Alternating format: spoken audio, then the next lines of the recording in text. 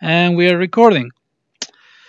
So, thank you once again for coming to this Saturday morning. I don't know if I call it a class or it's just me talking and kind of sharing my ideas about this. And and I'm gonna continue with what I left it on last week with the walk cycle. Um, and I'm gonna attempt to fill all these empty frames with in-betweens so we get like a nice smooth animation in this. So in-betweening in Quill is quite difficult because we don't have automatic in-betweening for shapes that are changing shape or things that are transforming or bending, or you can only automatic in between things that are translating or rotating with the transform keys, right? So I'm sure you guys know all of this, but we can just do a quick example of the transform keys. Okay. Is this an empty layer? Yes. Transform keys, as you guys know, are applicable to a layer span. The span is basically this area here, the color layer that represents the layer in time. So if this area is white, means the layer is invisible, and if the layer starts with the color, the layer becomes visible, right? And we can change that by grabbing the beginning of the span here, which is marked as a bracket symbol, right? So anyway, if we add keyframes to this span by using this button right here, it works very similar to After Effects, where you add these keyframes, right? And then in order to change the position of this, you have to make this layer the transform object, right? So click on that button here. So using the grab button, we can transform that layer into different positions in time. So now we see this circle moving into different places in time, right? Thanks to these keyframes that we added. So at the moment, there's no in-betweens between these poses, but we can turn on the in-betweens by selecting all the keys right here. They become blue. And then here we have the different options of transitions or different interpolation options, right? So we can choose linear interpolation. So that will give us in-betweens between this and this, this and this, right? Very simple. And this only works for transformation, like a movement, rotation, or scale. If I am to distort, if I want to distort this circle and I want to animate that, I cannot do that. I cannot do an animation of that distortion, right? If I want to do an animation of that distortion, of that transformation of the shape, I need to duplicate the geometry and create different keyframes, right? Different drawings. I mean, just by duplicating that and then changing that a little bit. So that way I can animate that distortion. But there's no automatic in-betweening for that. So I think that's all super clear, right? Let's just delete this. Go back to our Yeah, I think walk the cycle. way you explained it with stop motion, it was good, right? It's more like stop motion versus Maya. Exactly. So the way I'm animating this right now is going to be like stop motion. I'm going to create different keyframe, different drawings. So I called each one of those blue boxes drawing, because I consider this a drawing, like with the vectors that I created, the geometry, and the wide areas. This area here is, I call that frames. So each one of these boxes is frames. The boxes with the color is a drawing that I created. So at the moment this is empty, so this is holding the frame. The drawing is holding it for 3 more frames, but I'm gonna add an in between in the middle. So to do that, I'm just gonna duplicate by using the shortcut with the left trigger and up on the joystick on the left hand side. So that creates a duplicate of frame number 1. So frame number 3 is exactly like number 1 right now. So in order to do my in between, I have to change the duplicate so it's not exactly the same. And in this case, I'm just gonna rotate that leg a little bit so it's right in the middle of the 2 positions. And also the body needs to be changing, right? So thanks to the onion skinning, I can see the previous position, and the blue represents the next position, right? So thanks to that, I'm able to more or less guess the in-between position on that body here, for example. And thanks to the gimbals, I'm able to be really precise about it and kind of like try to estimate what's that in-between position, right? In Talking both. about the gimbal visibility can be controlled with the right thumbstick press. If you Oh press yeah. the right thumbstick as a button, you can hide and show the gimbal. Mm-hmm. And also, like a trick is, you saw what Daniel did, is when you grab the center of the gimbal with the index finger trigger, not with the middle finger, with the index finger trigger, then you can move it to where you want. So you can basically, if you want to rotate over like the hip joint or something, you can just move the gimbal up to that position, grabbing the center, just like what Daniel is doing right now, and then you can rotate through that. So this is like super useful. To reset the gimbal to what it was before, you just select the leg again and we'll jump back to where it was, to the center of the bounding box. Yeah, Quill by default will make a center out of your selection. So if this is my selection, Quill doesn't know where I want to rotate it, right? But automatically thinks, oh, this is the center of your selection. I'm gonna put the gimbal right here, right? So if I select both legs at the same time, it will find the center of that selection and will put the gimbal right there. So if, like Goro said, if I want to change that, there's a difference between using your grab button, which is in your middle finger, and the difference is with your index finger on your trigger. You click on that little ball in the center, and you can change that axis where the selection that you want it to rotate from. And you can also grab the axis arrows with the index finger to move it along a certain axis. So this is also helpful if you do cities and stuff like that. Then you can use that to populate. Like then you know that you're like parallel to the ground and stuff like that. So that's like really powerful. One thing to note is if you are in layer transform mode, the gimbal position will be remembered. So that's when you guys.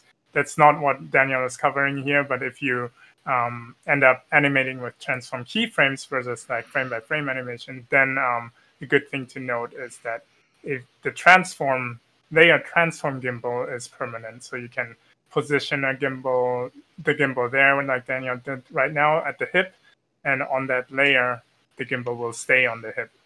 And what Daniel is doing here is only on, the gimbal on selections. Frame by frame. Yeah, there's a difference between geometry selection gimbal or this gimbal here, which is when you move that, you're moving the whole layer.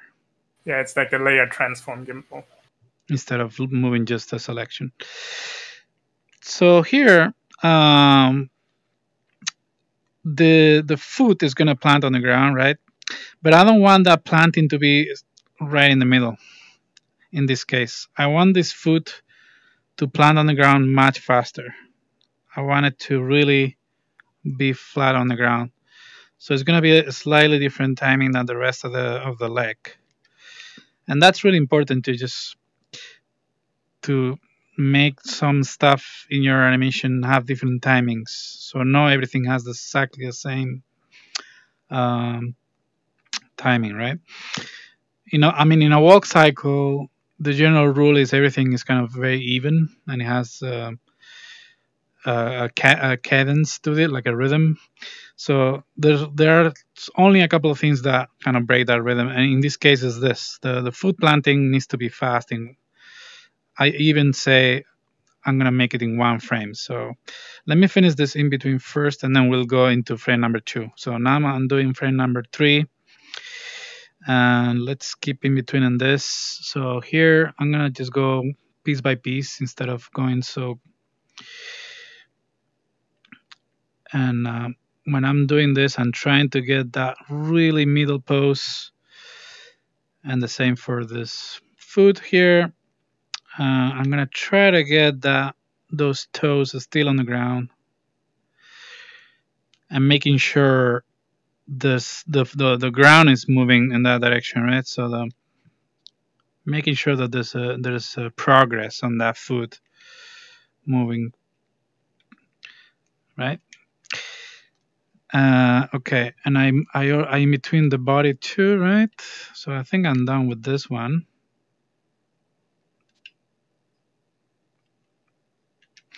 And let's go to do number 2. Number 2, again, I'm gonna duplicate number 1 just by doing that same shortcut, duplicate frame. And let's just do, again, just right in the middle there. It looks good from the front. And then here, I'm gonna go really drastic and just really put that foot on the ground quickly. But the toes, they will be the last thing to touch the ground. So I'm gonna have the toes overlap a little bit, and then I'll talk about overlap in action later. So that way we have the toes reach the ground a little bit later after the heel. So the heel is the first to touch the ground, then the foot base, and then the toes are still up, and then here we have the whole foot on the ground, the whole foot on the ground. So keep going with frame number 2. And this is very much like traditional animation in stop motion. We're just manually calculating those in-betweens. But this will give us a more traditional animation feeling to our Quill stuff, even though it takes a bit more work than it would normally. I mean, we could do this also with transform keys, but it would look really rigid because I don't have the opportunity to really reshape or modify the shape of each part. And with this, I have this opportunity to kind of change the shape of things. Here the body is going down, so I want the socket of the hips to go down as well. Okay, so we have these couple of frames. Let me see. There's a bit of a. So I'm trying to make sure that parts are not moving independently. So I was looking at the legs, and they were moving forward a little bit faster than the butt. So I want the hips and the legs to change the height at the same time. So make sure that all the body parts are kind of together, moving at the same time, right? And let's do frame number 4.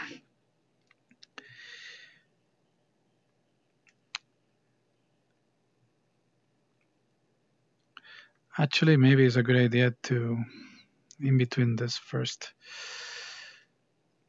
because the body's going down here a little bit, and it's gonna go to the side a little bit too. And because the body's moving, it's carrying the legs with it.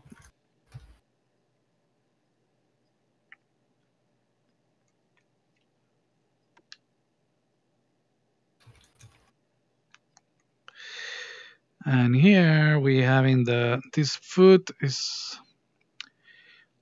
getting off the ground.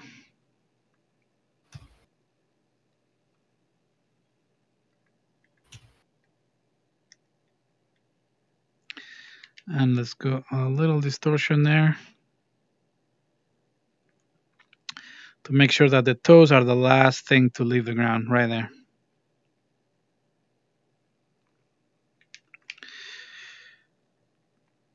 All right, so let's keep going. And then I have a tendency to in between first the very middle one, and then do this one first, and then do this one, and then do this one. That's kind of the method that works best.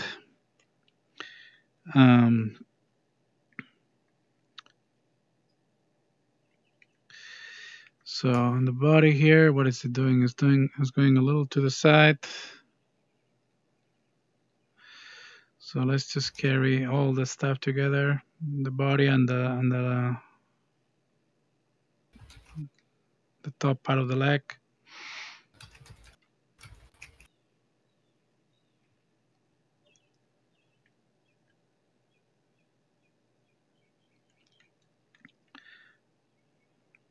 And here the spacing is going to be really, really even. We are in the middle of the motion, so everything is not, there's no like slow downs or accelerations and things like that. So here sometimes I modify the main keyframes a little bit to make sure that they work well with the in-betweens that I'm doing.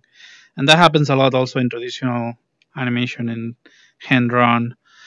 You end up, when you're working on your in-betweens, you end up changing slightly your keyframes as well. So it's a little hard to, sometimes it's easy to get confused because keyframes and in-betweens are the same color exactly. So, but it's good to kind of remember the numbers, right? I know that 5 is so 3 was in between. Yeah, 5 is the keyframe. 7 is the in between. So I'm gonna make 6.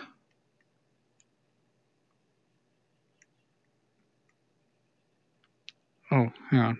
Oh yeah, I have to do 6 right there. Sometimes it's very quick to do. It's almost no difference. And also you could go a little faster if you use grab tool, and you can use it almost as a rig, right? So if I select the whole leg and I put the center on the foot and the edge of this circle, I put it on the pivot point of the leg, right? More or less. And then when I move it, it kind of feels like I have a rig right there. So that's another quick way to articulate a character in Quill that really helps a lot in order to do this in betweens of legs or arms and stuff, you know. And it's cool because that's a great usage of that. I had not thought of that before. It can distort the mesh sometimes, though. So you have to be careful. You gotta use it carefully, but for these kind of things it's very useful because I can manage to keep that pivot here on the leg, and I'm moving the foot, so it kind of feels like I have a rig right there, inverse kinematics. The thing is also, like you have to always remember this is frame by frame, so you can like at any time bring a fresh leg in. So Exactly. I wouldn't worry too much about like, oh, it If it might be breaks, distorted. yeah. You can just delete that leg and just paste the new leg in there and do it again. So that's the beauty of it, that it's actually fairly non-destructive unless you have like a super long dense animation and you did like a grab tool animation for a time, then it might be much more difficult to fix. But if you do controlled frame by frame animation like Danielle is doing and it deformed too much, you just grab a leg from a different frame. Or I think, Daniel, what you do sometimes, you have a fresh character somewhere up in the sky, so where you can just grab like limbs and stuff that you need. Yeah, and I can talk about that right now if you want. That's a good it's a good point to bring up. Sure. Hang on a second. I'm not too happy with this. Looked like he was kind of moonwalking. Oh yeah, if I go backwards. If you're T-painting again. So there's a couple of spacing issues that I'm seeing here. Oh no. Let me just fix this. There's a couple of moments where the pivot of the leg kind of stays a little too still. So I'm just going to fix that quickly.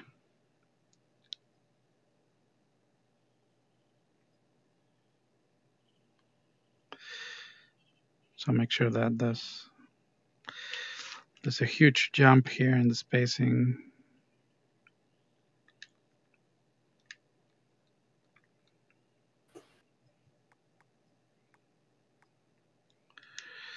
But that's okay. Yeah, let's talk about libraries, right? Like Gora was saying, yes, you can, because we're doing frame by frame and this is not automatic interpolation at all. We can anytime, let's say I got this new in between, I can just get rid of this leg and bring a new one in case I need to, right? Or if I'm distorting too much something and I break it, and I'm like, oh no, and I need to do a clean new in between, this geometry won't be good for me. So a good idea is to always keep a duplicate on that geometry. Imagine that you spend a lot of time creating these legs beautiful with a lot of details and all that stuff, right? And when you distort it with grab tool, it can be a little destructive, and like I say, it will be hard to reuse again and distort it again back to a normal shape, right? So that's why it's important to do this technique of just duplicating this, put it somewhere in the air, right? And if you press that button right here, copy selection to all frames, these legs will always be here. So if I wanna start fresh with a new leg here, I can just delete this leg and grab a fresh leg over there and use it if I need to, without distortion, without everything's clean. So that's a thing too that I used a lot especially in the remedy on these big action moments. I had the which I want to show you, guys, someday. I want to show you how I did that.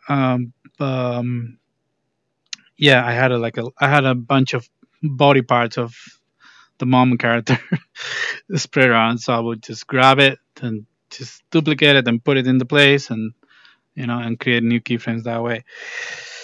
So let's keep on going for this. And this grab tool technique that I'm doing right now only works for like small, tiny movements. I wouldn't recommend to do it for a big change in the.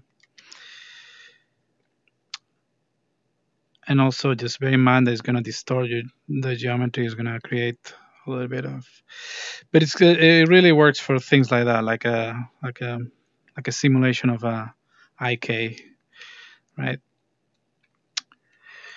And here, the body is supposed to go up. So let's go up a little bit.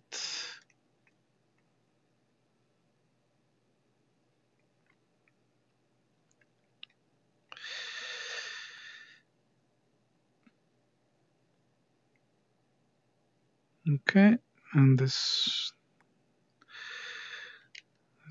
pivot point, I don't want it to.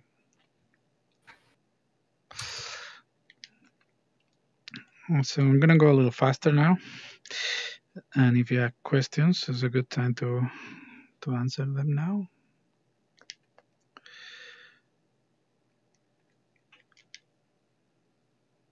Do you find that you get smoother animation when you use the grab tool like that instead of like doing pose to pose for smaller movement?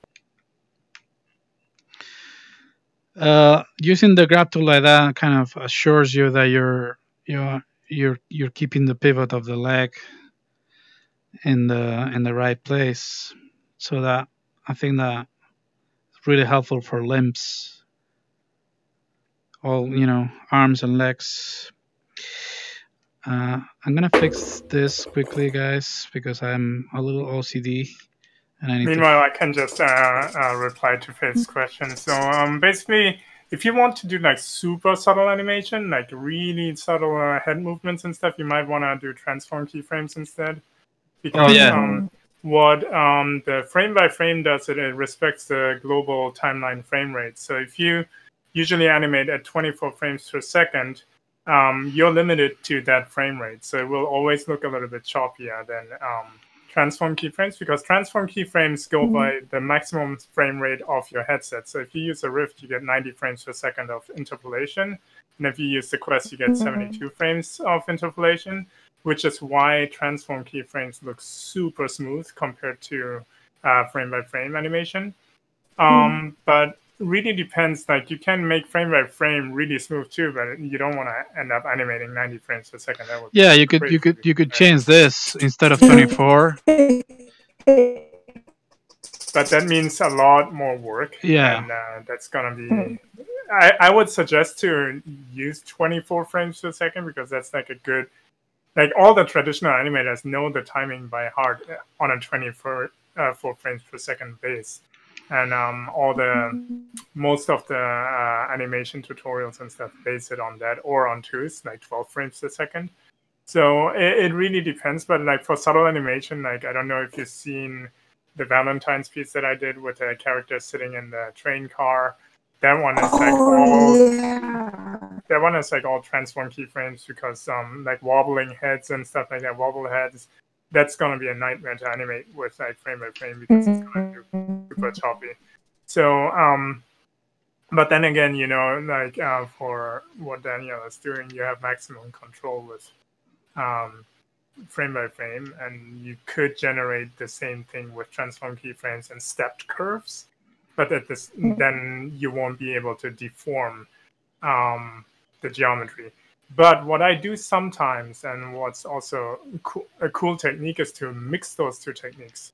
So you do the broad movements or the subtle movements with transform keyframes, and on top of that, you just create like frame by frame animation within that layer that is transform keyframes. So you can actually merge those two techniques, and which is kind of like a new thing, right? That doesn't really exist in Maya and stuff like that. But that way you can achieve like really cool effects. For example, what I did in my dog running piece, it's like a dog running on the road.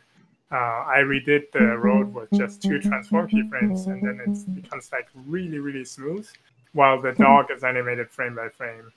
But then I also moved the dog back and forth with transform keyframes. So then you get like a layered animation, which becomes really it looks really complex, but it's very simple to do. So in the end, like the craft matters. So you have to know what you're doing. So look at frame by frame or transform keyframes more like tools that you can apply, but you definitely need to know the underlying craft of it. Yeah, the thing is, because with frame by frame, the mesh is duplicated each time per frame, so it adds more file size. But if you use the transform, it saves a lot on if you're trying to keep it optimized for Quest. Yeah, it doesn't matter. Like, it doesn't matter too much when the animation is not that long. But let's say you have a 5-minute animation, it's all frame by frame. It does matter. Like, then the file size can be super large. But then the drawback on using transform keyframes is that you might have to break it down in a lot of layers. So you have to keep track of how many draw calls you have, right? So it's always like a healthy balance between all those things, you know, like balance. Yeah. Yeah, if you remember my dinosaur transforming character, especially the part that when he talks, that's a combination of transform keys, frame by frame, animation, all together combined in a seamless way. And that's kind of when I did that scene, my intention was to really take advantage of those techniques together. And that kind of is the power of Quill. I think it has that ability to combine these two things, like this awesome way to nest animations inside of other animations, and at the same time you're able to do the more traditional approach, which is kind of what I'm doing right now, just frame by frame keyframing, frame by frame in betweening, which gives you a more traditional feel to it, and also allows you to do animations where your character is distorting and changing shape. If you only animate with transform keys, your character will be really rigid all the time, because you cannot animate transform keys with deformations. So yeah, like Goro says, just finding how those two techniques work and really figuring out what works best for your scene that you're trying to do, and combining the two things, Sorry, my mic is acting weird because I'm on virtual desktop, but I had a question for you. So you could say the pros are of frame by frame is you get the subtlety and control. You have way fewer draw calls because everything's not layered. Yes. Yeah, but the bad thing is that you're duplicating geometry on every frame. If you want, so you get more geometry, but better quality animation. Totally, yeah. Also, the frame rate issue is also a thing. Like, you're going to get choppier animation because the interpolation's not as good as transform keys. It's not perfect automatic. The interpolation, like I said, is relative, and as long as you're like on 24 frames per second, that's what you will get, right? If you would animate 90 frames per second, it will be butter smooth, but then you have to make sure that you, like, right now you see the red and blue shadows, but at 90 frames per second, you won't be able to almost see the difference between the previous frame and the next frame, and then it's gonna be like crazy to animate frame by frame. But it's more about like what your global frame rate is, and not about that it is frame by frame, right? So because you're basically, it's respecting the master timeline frame rate, the global frame rate. The other thing is, sorry. In terms of what you said, Mike, about like you get more quality animation, it really depends on what you do. You can do quality animation with transform keyframes. It really depends on how you break down your. It's just two different techniques. I wouldn't connect quality to it because. Got you. Yes, I meant quality in the sense that, like you were saying, if I wanted to get all of this detail Daniel's doing right now with transform keys, I would have to do so many layers, right? Correct. Yeah. Then I'm balancing that. So as long as I can balance the two, whatever it is, budget-wise, it should be a good decision to pick one or the other method. Exactly. Yeah. Depending on your scene, you'll be the judge of what is best to use on each occasion, right? Also, one important thing to note is, like, for example, if Daniel wants to, like, decides to colorize this guy after the fact, that's going to be a big problem, because each frame is its own layer. Of course, you could select each frame is its own geometry. So of course, you can select certain parts over time. But for example, if I would ask Daniel to quickly select all the frames of the feet, that's going to be difficult, right? Yeah. So one big advantage of transform keyframes, if you, for example, have a car and it goes from point A to point B with just 2 keyframes, at any time you are able to just colorize the car, right? So I think that that's totally how you makes did it, sense. Mike, in your Lincoln piece. That's right. You animated most of the stuff in with that was easy keyframes, right? So easy. you can it's non-destructive workflow. So at any time you can add stuff. You can add accessories and color stuff without worrying about having to do it over a range. Lots of them. Yeah, just doing it in 2 positions. Exactly. Yeah, that makes total sense. So again, it really depends on what you want to do, right? The other thing, it depends on what your final output is. So if you want to bring a Quill animation into a 3D program, Quill can't bring the transfer key animation in, but it can bring in the frame-by-frame animation. Yeah, that's a really good point. Exporting as like an FBX or Alembic. Yeah, Alembic. Yeah. That's a really good point. Yeah. If you want to render it in a 3D program. Yeah, exactly. That's a great advantage of working this way, duplicating the geometry every frame, because that will be able to be exported in other software like Maya, Unity, or whatever you need, right? But if you use transform keys, unfortunately, there's no way to export that information to other packages. It's a transfer keys. It's a there's a way, but it's painful. So yeah, you may know more than me, of course. Yeah, there's a way, but it's really painful. There's a way, but I'm not allowed to talk about it. I mean, it involves Character Studio. Or you can literally do it right now, but I can just walk you through how you would do it. But so, for example, for cycle that is maybe 12 frames long, it's no problem. But if you have a cycle that's like 200 frames long, you might not want to do that. But the way you can do this is, let's say you have a cycle animated all with transform keyframes on like gajillions of layers. You can create a new layer, fill that up with 12 empty frames, and then you go to the first frame again. Then you turn on in the selection panel, you turn on select all, right? Select across frames. Oh yeah, I know where you're going. And then you lock all the layers that you don't want to select. And then you start selecting the whole frame, like all strokes that you want to merge. And then you paste it with the paste function that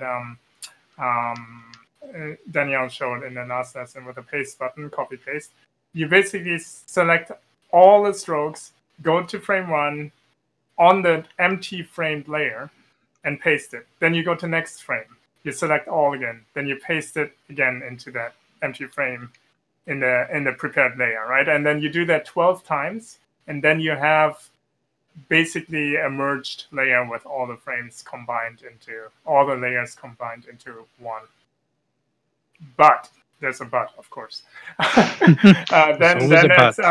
it's all merged. So if you wanted to keep them separate, right? Like keep the material separate, because if you want to shape them differently, like the legs differently from the feet, the body differently from the legs and stuff like that, then you would have to do the whole thing like a bunch of times. Like maybe like if you have like 20 layers, 12 times per layer. Yeah, exactly. Yeah, it's like 12 times per layer, which like get a script going or something. But there's also a good thing if you have a colorized character and you want to use vertex color, then you can just do it in one go, right? If you don't mind having just one material for the whole character with vertex color, that is something you could do. But totally, that makes sense too. It's just super painful.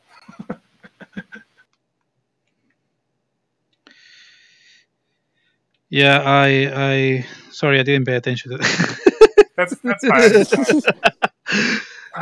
fine. I'm in the focus zone right Do now. your thing, man. Do your thing. We're letting you focus. But it's all recorded, so I can rewatch it and I can hear what Gordo just said. It sounds like it's complicated, right? Especially if you have a long scene. It's simple. It's just tedious. It's just tedious, yeah.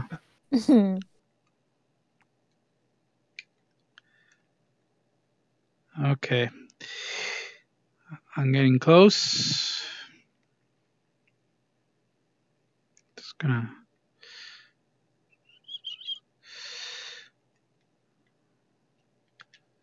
Yeah, this could be also tedious depending on how long is your scene. But it's fun. And it's more like that kind of work when you're doing traditional animation. That is kind of slow, but it's also super fun to see the results later. And you will get more like a manual, like a handmade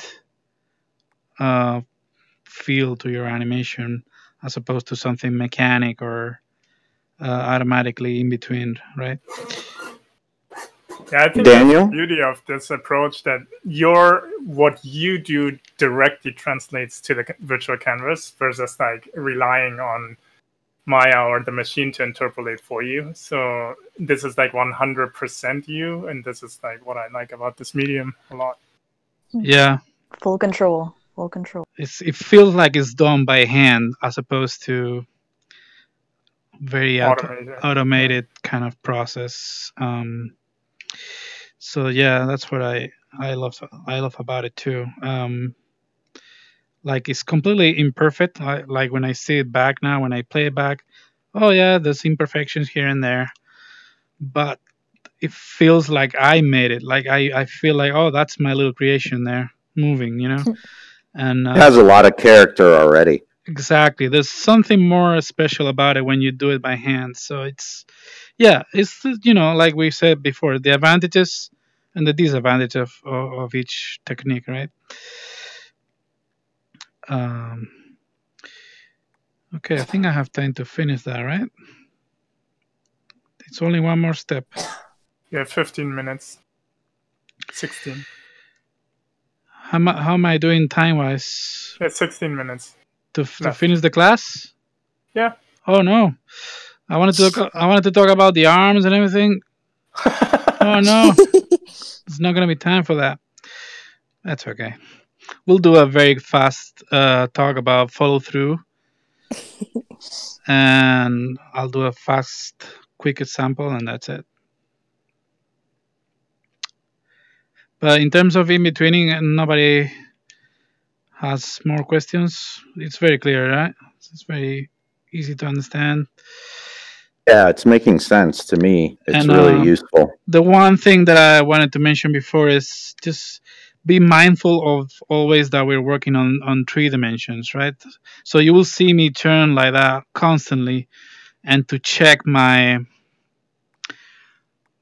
trajectories, I'm gonna draw a line. If like this is the previous frame, this is the post frame, and this is the frame that I'm working on. So I'm trying to get that at least as close as possible to that path, you know. Try to avoid things like this, like this kind of, it can happen because if you're working here, sometimes you can accidentally move something forward without even noticing because you're moving on the 3rd dimension, right? And you turn around your camera, oh my god, it's an easy mistake to do. So just be mindful of that, working on 3D animation when you're, if you come from a more 2D side of things, what am I doing here? I don't know. This is not done yet, right? Okay, I think I have time to finish it. One of the problems that I find I get is I accidentally select the onion skinning when I'm moving, when I don't want to touch the onion skinning. How can you do that?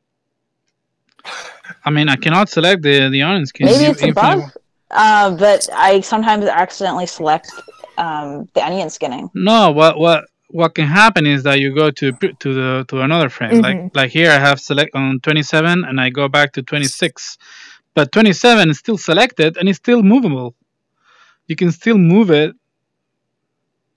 Hang on. You got to let go of your selection or later, Yeah. right? No, it doesn't let me move it, actually. It only moves what I have right now. Yeah. Does it do grab tool it? Oh yeah, grab tool does work on the frame that you're not on. So that's that can happen accidentally. You gotta be careful with that. So you have a selection on a frame that you're not on. So in 27 I have a selection. I'm in 26 right now, and I'm accidentally moving 27. So yeah, just gotta be mindful of that. Make sure that nothing is flashing if you don't really want to. But yeah, what I do with the legs is just basically doing a quick selection, and that's important as well to build your character so they're easily selected like that. If you don't have that option to easily select something, I would recommend to maybe have the legs on a separate layer so they're easier to select in one easy stroke without accidentally selecting the body. So in this case, because this is one stroke and this is one stroke, if I start selecting like this, I have already all the leg. I don't need to start from here. I can What if you had a separate layer for the body, but then had it locked, and then you turned on the I forget what the tool is, where you can select any layer at the same time. Yeah, you could do that too, and you can turn off on and off the lock. But then it technically still would select the body. Never mind. Yeah, exactly. But if you have it locked, it won't select the body. You know what I mean?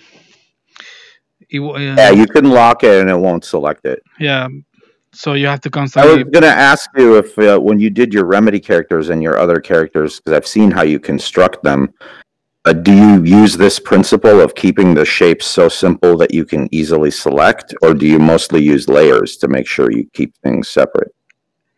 I had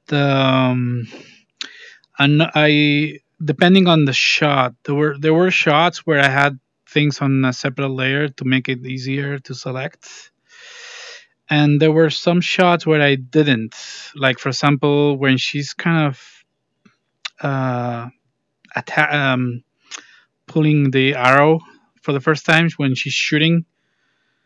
And also, I have a video on YouTube about that. When she's shooting the arrow for the first time, that whole animation is in one layer, and I just interesting. And I just duplicated that same pose of her when she was like kind of like that with the. So I just duplicated that layer many times, and I just used the grab tool to grab the. It was kind of easy to do this, and then the way it was constructed, the shoulder. If I selected the elbow, the arm was selected, and it didn't select automatically the chest. So yeah, the way you're right. The way I constructed the characters also helped with the selection. So when you get an arm and you reach the elbow zone, get the elbow. Yeah, I would select also the rest of the arm and the shoulder, because it was all the elbow and the shoulder. It was all part of the same stroke. So that way I was able to do this kind of in betweens like that very quickly, and and then sometimes I will have that, and now I have all this duplication there, so maybe I will just use grab tool without any selection, and that gives you the option to move the whole body, right? So that I would do that, a combination of these two things masked Got masked deformations with a selection and deformations without selection, which affect the whole body. So I would do a combination of these two things, and that will give you that a more complex kind of animation, instead of just moving the whole thing with like that, right? Got it. That's awesome. Yeah, it really depended on the shot. On the last shot, when she cuts the strap at the very end, I did that by animating I in between things separately. So I only in between the torso first, and I did the whole thing just the torso, and then I did the whole thing just the hands, and I did the whole thing just with the head. You know what I mean? I did that. I see. Mm-hmm. So in that you doing it that way, it was so much easier to just select something and change it and in between it. And on another layer with transparency, I had the animation in rough, like really rough mode, like a sketchy. Like the sketchy, like you showed it in that first little drawing. Yeah. So I had the animation already done in a very dirty way, rough way, and using that as a base, I used the clean models like that, and I started with one piece only, and then the other piece, etc., etc. So that way it was easier to select things. Interesting. Yeah. So each shot kind of I use different techniques to kind of make sure the selection is easier, because you're right. Yeah, it can be a really big problem in Quill to not being able to mask things. As you have to figure out ways to mask the selection that you're working on. I think important to say here is like it's there's no wrong or right or one way or the other. Like there's like it really depends on the shot and what you want to do. You can have like super complex strokes and stuff if you want to keep it on layers and use the transform keyframes. And like if you do like a short experience or something in Quill, like it really like you're free to do whatever you want, right? Like you're not tied to the way the character is created. You can always duplicate the character, break it down in different ways for certain shots. And maybe for certain shots, you will only use the face or only use the torso because everything else is like invisible. Yeah. So I think the cool thing is that there's no rig attached. There's no hierarchy attached or something. You can do whatever you need to do to sell your story. So try to. It's really easy to fall back into like the traditional workflow that you constrain yourself even if there's no constraints. So try to get used to the fact that there's like less constraints than in any other medium that was existing before, so you can just do whatever you want. And I think that's something that needs time to get used to. And also it needs time to figure out for yourself what the best workflows are. And for me, the best way to figure that out was just like, busting out work and trying new things. And always like try new things that you haven't done before, and then you will find like the best workflows for yourself. Really like this idea of the nesting, the by frame animation and then the keyframe in a layer, like their stuff, and mixing the two seems really unique. I think that sounds really fun. Yeah. It opens the doors for a lot of possibilities. I mean, you're kind of doing that already, Mike, anyway, right? Like with your winter piece and with Lincoln, you kind of have both. Just started to barely, and it's great. But like now seeing all this detail, animation you can do in between, it's like, yeah, you could do a ton. I actually had a question about kind of dialogue for this instance, and how Daniel, you created like a copy of your model in just had it off to the side and would duplicate it. Would it be worth, if you wanted to do dialogue, to make a mouse-shaped library almost and have it off to the side if you want to do frame by frame? Yeah, totally. That's exactly what I did with the dinosaur piece. I built the first mouse shapes, and because I knew I needed to reuse them later, I did the same trick as I did with the legs. Once I was done with the mouse shape, I put it here, and make sure it's visible in all frames, so I can just grab it whenever I need it. And yeah, just pretty much like when you like in stop motion, like you swap the one mouth with another, and the swap to make it more smooth, just add in betweens by distorting them with the grab tool, and that is what I use for that piece. So I think the only difference was that he was building the library as he was animating, but it was basically a library, you know. Yeah. So it doesn't matter when you build it. Yeah, I mean, you could build it before or during your. Yeah, it doesn't matter. Because what you don't want to have is that you put so much time in each shape and stuff, and you don't end up using them, you know. So it's more efficient. Like, oh, I need like an O or something, you know, and then you build it in that moment. Just put it to the side, yeah. And then you get like a dynamic library where you don't lose work or waste time doing stuff that you might not need. Because like if you do mouse shapes for one character, it doesn't mean that it will work for another, right? Unless you have always the same design for the character. Exactly. You know, because it's not a rig. So rather than spending time on like carefully building a library, I think the dynamic way is the way to go, because then you can just always build the library and be 100% sure that you're gonna use those shapes. Yes, that's the way I did it. Yeah, I built mouth shapes as I needed them. So yeah, and the way you animate, which I can do another Saturday. We can just do one little dialogue piece and then just talk about the process of how to approach. That would be amazing. Yeah, I think that'd be a cool one too. But in this class, I wanted to really finish this a little bit, show you guys. You have 2 minutes for the arms. Will look like one of my animations.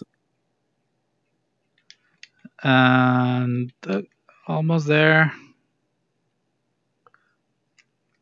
Just make sure it's nice and just right in the middle there. And if it works perfectly in the first time, it's gonna be amazing. Ooh! Nice. Damn!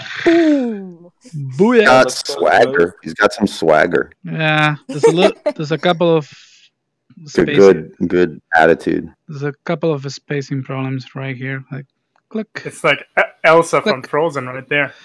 Yeah. It's a little weird. Yeah, it's kind of wobbly a little bit, but it can all be fixed. Can you show a little quick how you delete the legs at the top? Oh, yeah. One of them's twitching. Once you're done with this, obviously you have to delete the legs. So just select, make a sphere that covers both legs and hit play. Just going to select everything. And then just hit the delete button, and that's it. You get rid of that library. So yeah, you can spot the mistakes right there, right? There's a pop here, very big one. So these are the kind of things that need to be fixed. Obviously, it's really nice seeing you fix things, because it's not obvious what is broken there. Yeah. When you see it playback, you can feel the pops right there. That's like something that doesn't really quite. And it's really important here also to look at it from multiple angles, like Daniel said before, because then you might see things like you might see something as weird from the side, but then if you look at it from the front, you will notice, oh, that's why. Or if you look at it from the top, you might see that the body is moving like weird or something like that, you know. So take advantage that it's like of being the free camera, basically. Look around the animation from all angles and make sure that it looks good. Yeah. So ideally, I would spend more time here on the front and try to fix all these problems, all this the knees wobbling too much. So I would try to fix that. But if you can quickly show Daniel, instead of like doing the arms and then the last minute or something, or we're over. But to combine this now, the body movement, for example, adding like a follow through with the grab tool in real time. That is something I do sometimes where I do like frame by frame animation first, and then I add like a little bit of randomness on top of it, or like push like the rhythm with the grab tool. So for example, he could play back, use the grab tool, and add like body motion on top of it, you know, with the grab tool in real time, which is sometimes like a really powerful way to make it look more organic. Oh, you mean puppeteering? Just like just as a test, just to show like the bounce, you know, like yeah, but that will create even more wobbly problems. So I wouldn't recommend doing that right now on this one because I feel like it's gonna. But I would do is, so you say like without. I was just talking about having you that can kind of grab stuff. it and change it. Exactly. Ooh. Yeah. So you can like quickly strange. do something at the end, you know, like where you can change it with a grab tool over time. Anything you animated frame by frame, and that could be like a powerful tool for your animation. Yeah, like the whole thing, I can make it like that, and just hit play, and now the whole animation is off balance. I could do that if I wanted to.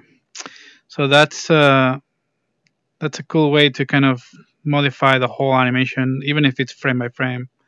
Undo that, what you just did. Yes. So imagine I wanted him to lean forward during the whole thing. So this is the process. You have the grab tool. You set up your influence first. Make sure that's what you want. Let's say I wanted something like this, right? Okay. So I hold the left trigger. The right trigger to do grab tool, right? And I do the change that I want to do, and I keep holding that right trigger, I never release it, and I hit play on the left hand. So hit play, boop, and I'm not moving any of my hands. I just keep it still. So that way I apply the transformation on the whole animation, which is really cool to be able to do that. So you can fix mistakes, so you can apply that change to the whole animation. Like it could be really, really useful. Gave him a whole new personality. Exactly. Actually, I did like it, so I'm just gonna keep it. Actually. I know you're sad that you didn't get to like the arms, but I really appreciate you just like going through every single frame, because I feel like you can learn a lot just by seeing like every single bit of the process. Yeah, that's kind of the reason I started to do this streams. I really wanted to show my process to everybody. So let's have a look at how can we make this guy move forward actually. And I'm gonna actually, instead of that, I'm gonna make a group and put the walk inside of the group. And this is something that I try to do even if I don't need it to do it. You know what I mean? Because making that as a habit, it really saves you time in case you want to add something else to this animation. And it's going to be more clear once I do this. So I'm making a keyframe on the frame number 1. And we're going to do a couple of seconds. And this guy is going to be Up, sorry. Took. Okay, I want less repetitions. Oh no. How was the way to? Oh, maybe I have to.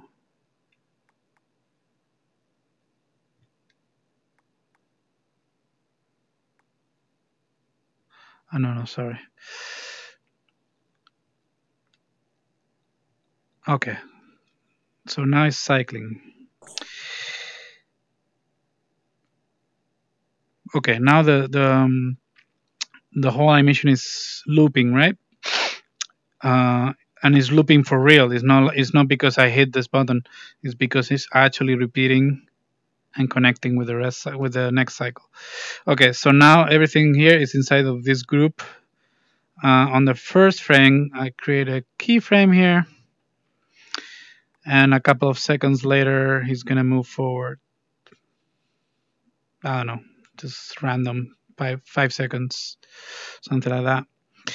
And then we can turn the gimbal on and move the layer with this, and just move the guy forward, right? Just how much is going to move is going to depend on the steps, really.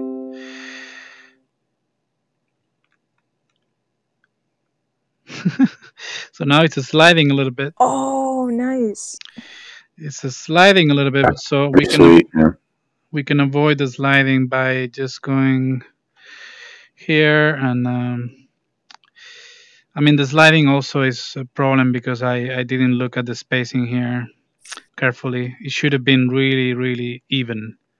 The way well, also the sliding will be happening because one keyframe's interpolating at 90 frames per second, and then your animation is 24. Right? Yes. So you won't get it like perfectly right, and then we are probably watching this at 30 frames per second.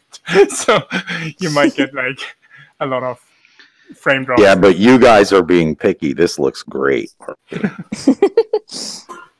It would work for background characters and stuff like that. Maybe not for a close-up shot. Sure. It's pretty sweet. Yeah, like one trick is like going back one frame and then going to the next frame and try to see, okay, that if the heel is here touching the line on the next frame, I want it to be more or less in the same spot.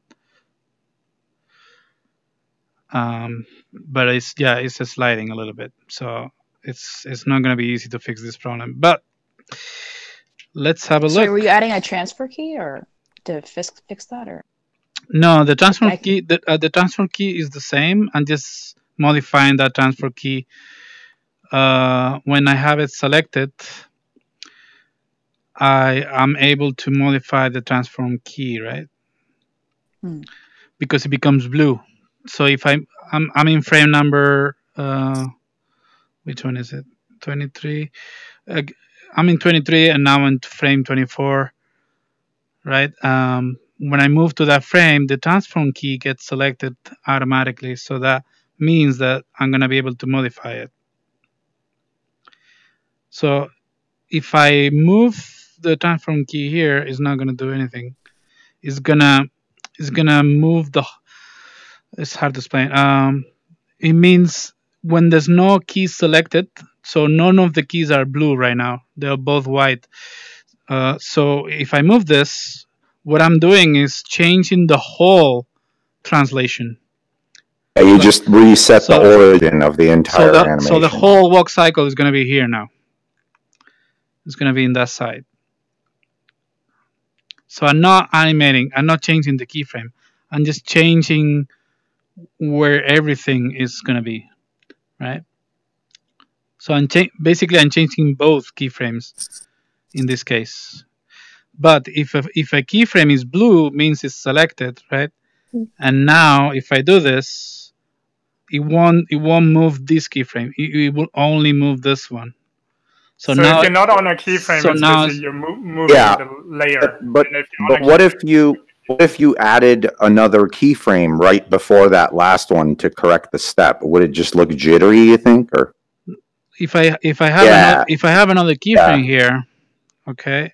That's what I thought you were doing. Now, if I have another keyframe here, and let's say I do this, right?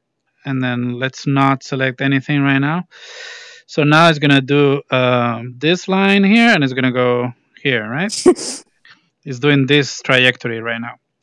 So if I have nothing selected and I do move the layer, that's what I'm gonna do. I'm gonna move the layer, but I'm not changing the animation. Does it make sense? But you can't fix that. You can't fix the sliding. No. I'm not. Yeah. Okay. Also, Yeah. the sliding mic is not caused by it's caused by the frame. Yes, I see. Discrepancy. So yeah, no matter, sure. What you could do is like you animate it with step curves frame by frame. Then you will be able to probably, and then you do step curves for each frame. You choose a new position. I see. I think it's good. Sure. It's gonna be super clear now. Actually, I forgot that we can do this. If you select all on the onion skinning, you're able to see your transform keyframes in action, right? So now I have no keyframe selected, and I move this. It moves the whole thing.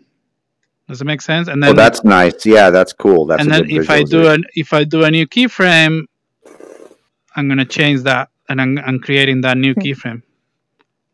Right? That's awesome. So it's important to know the difference between having the thing any keyframe selected or not. So if I don't have anything and I move, it's just moving the whole thing. That's why it's good what Danielle said before, to get into the habit that if you use transform keyframes, you put it in a group. Put it in a group because you may need it for something later. So. And I usually put it in a group because basically I animate a group, because what I can do is then I can put spawn areas in there, I can put new layers in there, and the animation will still work on that group. And then I put that group into another group where I can just adjust the global positioning of it. So it's like nested, like it's group, and then assets. That's how I was managing to do the car, and it made it so easy to make adjustments. Thing. Yeah. So the other thing that you could do, instead of creating new keyframes like that, you can also activate the record, right? If you activate record and you have nothing selected, what's going to happen is you're going to create a keyframe automatically when you move, as opposed to got it. Yeah. Wow. Exactly. If I don't have the record button on and I move, I'm going to move the whole thing. Makes sense, right? And if I have the record on and I do exactly the same action, it's going to create this new keyframe right there. And that is great to visualize it like that. So imagine I want this guy to walk on a curve. So now he's walking on a curve. And I have the auto key on, so I can just adjust the spacing there. And just kind of make sure that he's working on a path, right? And every time I move something, I'm creating a new keyframe. So you have to be careful as well. But being able to... this is great. This makes sense. So if I wanted to make my car do a curve, like drive around a curve, this is how I would do it. Yeah, I would actually do it differently. I would move the pivot from the group. Is that I would move the pivot of the group. Yeah, that's the correct. That's the correct way to do it. The what I'm doing now is not the right way to do a curve, but I just wanted to show you guys what happens. I feel like that's another lesson, actually. Yeah, that will be another class, I think. Transfer keys. Using the transform keys properly. But yeah, because I'm able to see the spacing, I can change this and make it manual instead of the way the Goto says is the more proper way. But I'm making this like rough and dirty. But you can still make it work more or less, but it's not the perfect curve. So it's kind of Looks like the typical game character animation, right? Yeah. Yeah, exactly. But to do a straight line walking, that's the right way to. Actually, it needs to be straight, and then next keyframe it's gonna be straight like that. Boop. So now he's walking on a straight line. It's sliding a little bit, but it doesn't matter because it's just the nature of this. I wish there was a way to change that. Actually, I wish there was a way to tell the transform keys to in between in 24 instead of 80 frames per second. So that way the frame by frame animation would match perfectly with the transfer. That's interesting. So you can. So what you would do is that it's interpolating for you right now, right?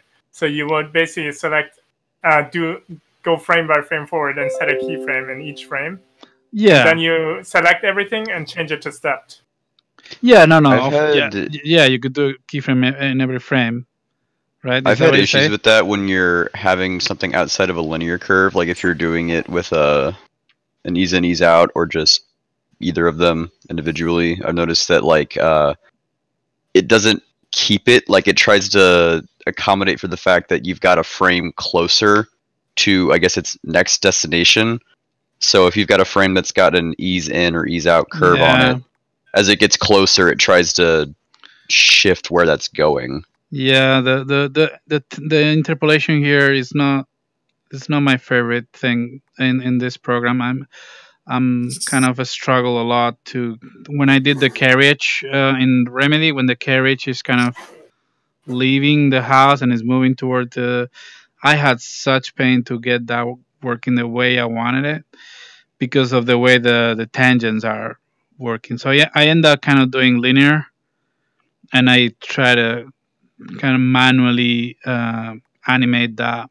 Yeah, important to note is the tangents are speed-based. They're not position-based. So it's not like the Maya graph editor tangents where you can change the position by changing the tangents. It's basically just speed. So linear is constant speed. And then, like if you're familiar with After Effects, it's the exact same thing as ease in, ease out, and easy ease.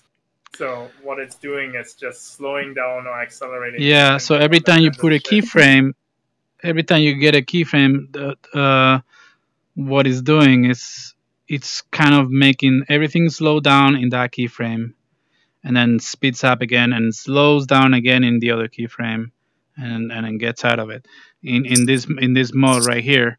And that's not the way I expected to work. What I expected is to change the path, but keep the spacing. I see. And that was confusing to me as well. I couldn't figure that out. Yeah, because let's say I want this to be the slowdown, so I want to ease out of it. But when I click on here, I'm expecting the spacing to ease in. To kind of slow down until it reaches the stop point, but it doesn't. It's slowing down here and here, so that's kind of it's not working the way I expected because I'm so used to Maya, the way the interpolation Maya works. So when I create a new keyframe, I want that to just be a change of path. I don't want it to be slow down and slow, But anyway. Maybe they'll fix it someday. So for now, you can just try to do it manually, and but yeah, I think that's gonna be another complete different lesson, different class. So hey, we got this working. So there you go. Thank you so much once again. 20 minutes passed. Okay, so that's time to finish the recording. And thank you guys for watching. I hope you liked it. Let's just. Thanks for setting this up. Certainly did. Thank you for Thank you. all the information. Very helpful.